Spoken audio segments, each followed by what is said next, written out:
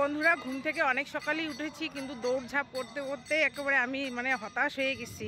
কারণটা হচ্ছে আজকে আমাদের মাঠের যে ভোগটা হবে সেটা আমাদের বাড়িতেই রান্না হচ্ছে, আর লোক খাওয়ানোর যে ভোগটা সেটা মাঠে হচ্ছে। তো এখানে আমি আসি দুধের জন্য, কারণ দুধটা নেওয়া হয়নি, সমস্ত বাজার চলে আসছে, শুধু এখন দুধটা বাকি আছে। তা দুধটা নিতে আসি, দুধটা নিয়ে যাব। তো শুভ সকাল আমার প্রিয় বন্ধুরা, আশা করছি সবাই তোমরা ভালো আছো আর আমরাও ভালো আছি।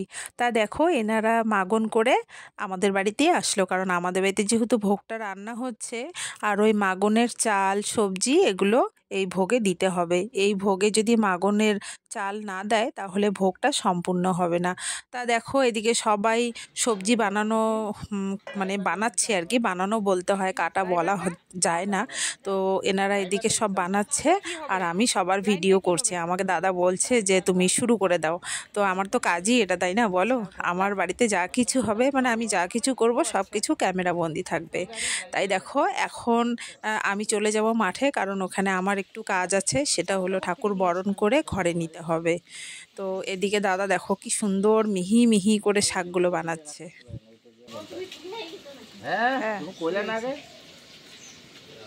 আমাকে বললো না শুরু করতে।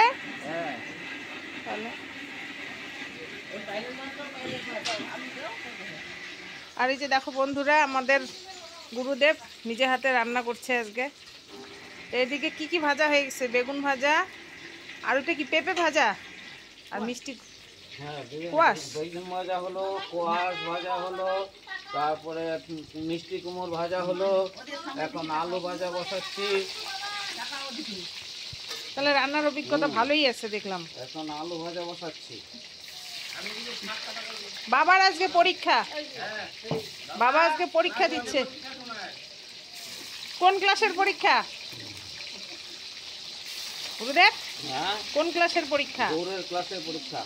আচ্ছা, গৌরাঙ্গ মহাপ্রভুর ক্লাসের পরীক্ষা। পরীক্ষা কে দিবে? পরীক্ষা তো দাদুই দিবে। দাদু তুমি দাও পরীক্ষা। তোকে পরীক্ষা দিতে হবে। এটা মতে হ্যাঁ, আমি কেন দিব? আমার কোনো দরকার নেই। তুমি পরীক্ষা কর না। না না, দাদু পরীক্ষা দেবে বলতেছে। তাই আমি বললাম দাদুর সাথে তুইও দে। কই না, আমি দিব না পরীক্ষা। আমি কি গোসাই? হ্যাঁ, দাদু গোসাই। তুই কি গোসাই করবো? তো খোল বাজাইতে পারিস? আমার ছেলে কিন্তু ভালো খোল বাজায়। হ্যাঁ, তাল আছে সুন্দর, ট্রেনিং দিলে শিখে যাবে ও। কীর্তন হয় না আমাদের ওই যে খোল নিয়ে, খোলের যে প্রথম তালটা তোলে, একদম মা খোলই বাজা শিখাবো। দাঁড়াও, না পড়াশোনা তো হবে না। না না ঠিক আছে, ওর মা বাবা এই রাস্তা আসছে, ছেলে যাবে না, একটা কথা হলো। ছেলে যাবে, মেয়ে যাবে, এটাই তো নিয়ম। হরে কৃষ্ণ হরে কৃষ্ণ। তুমি যাও, আমি ধরি একটু। না না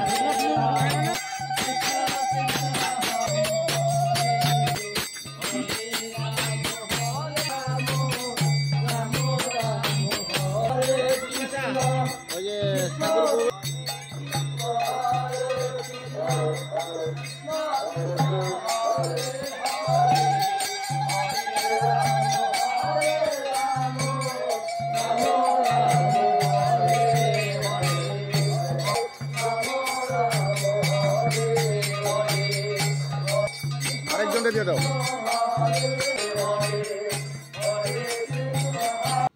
তো এদিকে দেখো, আমার বর এখন রান্নাঘরে চলে আসছে, আর এসেও দেখছে যে সময় মতন ভক্তগণেরা প্রসাদ পাবে কি না।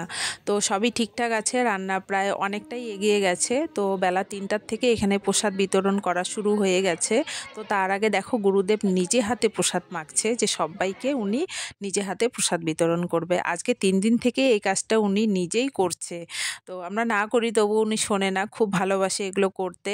আর সকালবেলাও যখন তোমরা দেখলে না যে উনি ভাজাভুজিগুলো করছিল, তার আগে তোমরা বিশ্বাস করবে না, এত সুন্দর করে মেয়েদের মতো আর কি, মহিলাদের মতো বারান্দা মুছে পূজা দিয়ে তারপর উনি ভাজাভুজিগুলো নিজে হাতে করেছে। কারণ আমরা তো ওগুলো করতে পারবো না, তাই উনিই করেছে।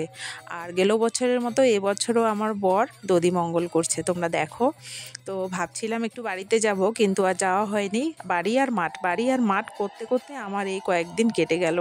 তো শরীর যে কতটা খারাপ সেটা তোমাদের আর বলে বোঝাতে পারবো না, মানে মনের জোরে চলি আর কি। তো দধিমঙ্গল করা হয়েই গেল ওর।